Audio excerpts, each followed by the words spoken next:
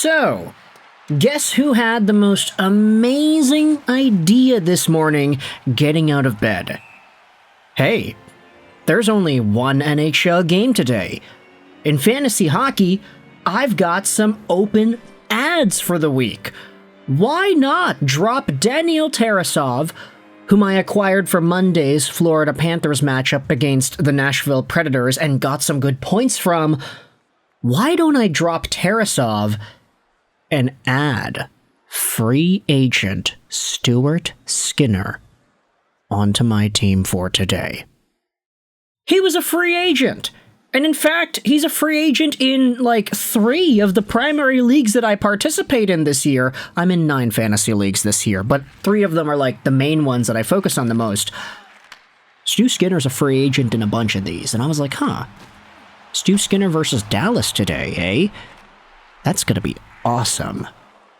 But, thankfully, I thought to myself and I said, you know what? Stu Skinner can be a little bit wishy-washy, especially nowadays, so maybe we don't need to go with Stu Skinner. How about we just get Alex Petrovic instead? We can add him, he can get some blocks, and that'll be fine. I added Tyler Seguin in my main league earlier Monday morning because, hey, Dallas has a pretty good schedule.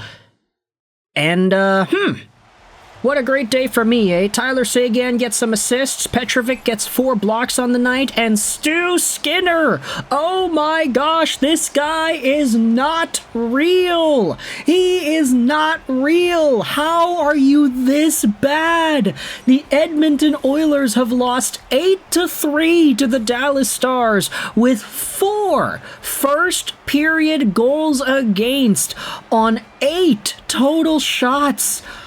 Oh my gosh!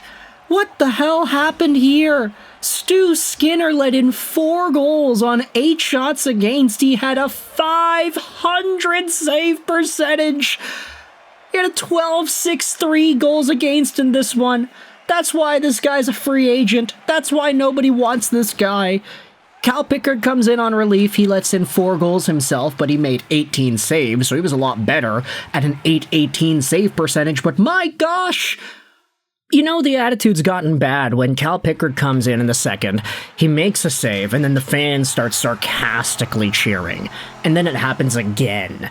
This Sammy Montembeault, let's taunt the goalies because they don't know how to make any stops because everybody's pissed off about it. This attitude... oh boy, it's infected Edmonton now, people. The Edmonton Oilers and the goaltending in Edmonton, it's not real. These guys don't exist. This is fantasy. This is pure lunacy. How does this even happen? How are you even an NHL goaltender at this point?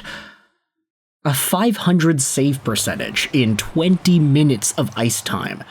He doesn't even get 20 full minutes. He gets 1946. He was off for 14 seconds in that first period. And the Dallas Stars just totally take it to the Oilers. They just exercise all of their demons from years of playoff losses and getting eliminated by this team.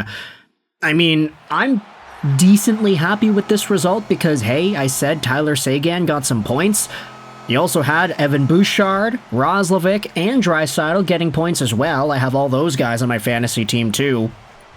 So, for one game on tap in the National Hockey League today, I dodged an incredible bullet by not taking Skinner or Pickard, and it results in one of the most embarrassing Oilers games we have seen in maybe a long time. I was going to say this season, but then I was like, you know what, that's a little bit light. It's probably a lot worse than that, isn't it? Now, I was actually, like the madman I was, overthinking fantasy hockey decisions. I was like, you know what? Casey DeSmith is available, and he's really good this season.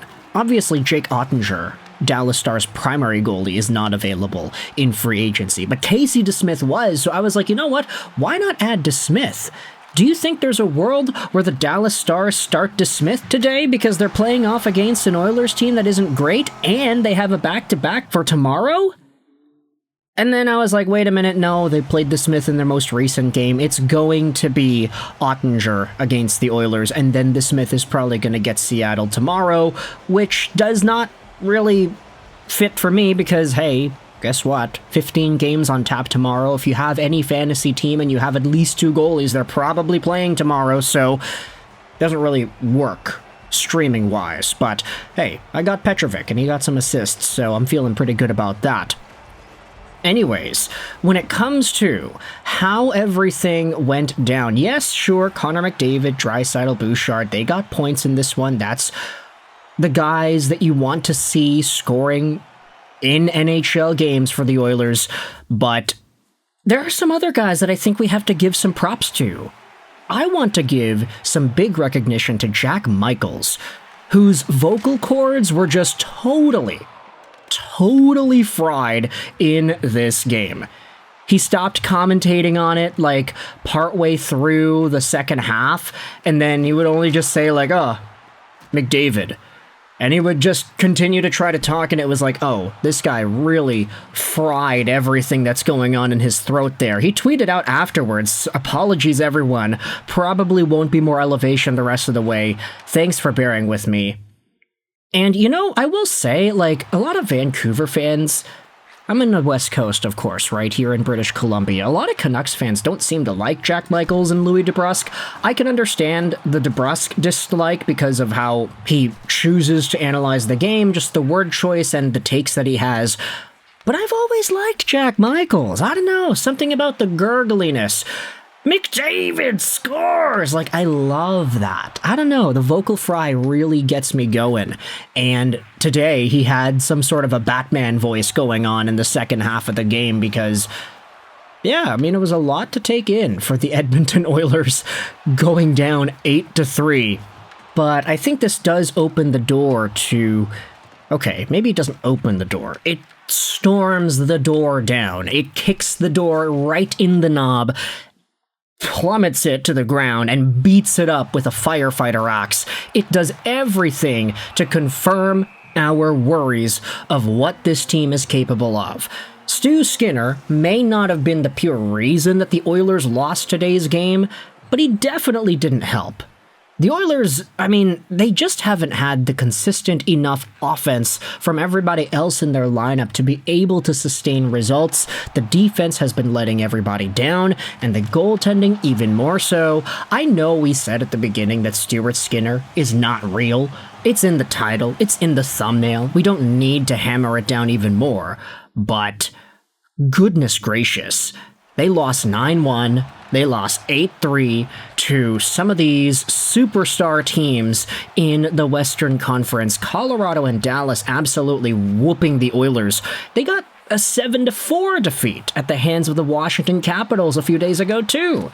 Edmonton just knows how to lose and make it hurt for everybody that cares for this team and cheers for them and hopes that this will be the year where everything turns around and they're finally able to get McDavid that ring. Mr. 12.5 himself takes a huge discount to stick around in Edmonton after being gaslit throughout the media as a guy who could get maybe $19 or $20 million a year. He's like, nah, let's put $8 million on the table and just leave it there.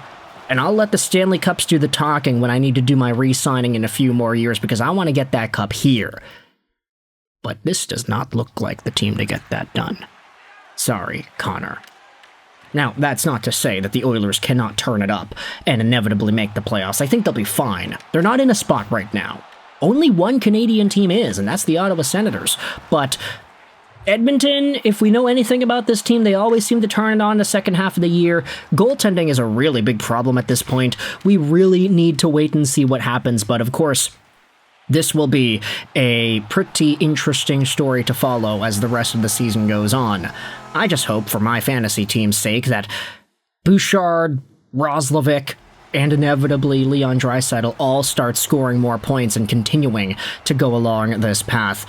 But either way, let me know your thoughts in the comment section below. How do you feel about the Edmonton Oilers and this embarrassing 8-3 loss at the hands of the Dallas Stars?